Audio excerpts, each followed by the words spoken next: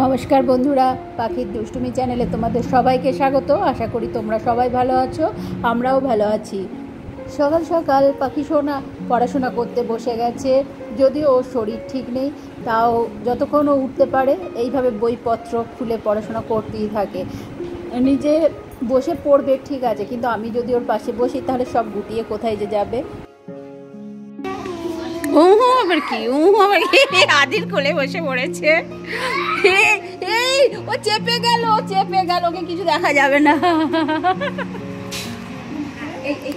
এমন করছে দেখো পিসিমণি। ভাইয়ের গলা অপারেশন হয়েছে, তাই মাসি, মাসুতো বোনেরা, বোনের ছেলে সবাই এসেছে দেখতে। ওরা বাড়ি চলে গেছে, কিন্তু আমার তো ছুটি নেই। আমার আবার মেয়েকে নিয়ে বিকালে বেরোতে হয়েছে ডাক্তার দেখাতে। মেয়ের এত ঘন ঘন জ্বর হচ্ছে, একে স্পেশাল বাচ্চা, তার উপরে এই এত ঘন ঘন জ্বর। আর জ্বরটা কম নয়, প্রচণ্ড জ্বর আসছে। ডাক্তারখানায় এখন আমরা বসে আছি। আজকে কয়েকজন পেশেন্ট আছে, ওদের হয়ে গেলেই আমরা যাব। মেয়েকে যদি বাইরে বার করো তাহলে ওর আনন্দের আর কিছু নেই। বাড়িতে থাকতে গেলে ওর যত কষ্ট, যত যন্ত্রণা, এত বিরক্ত হয়, নিজের বিরক্ত করে। ডাক্তার দেখানো হয়ে গেছে, ওষুধগুলো কিনে নিলাম, ওষুধের বিল মিটিয়ে নেব। মেয়ে টোটোতে বসে আছে, টোটোর ভাই আছে ওকে ধরে।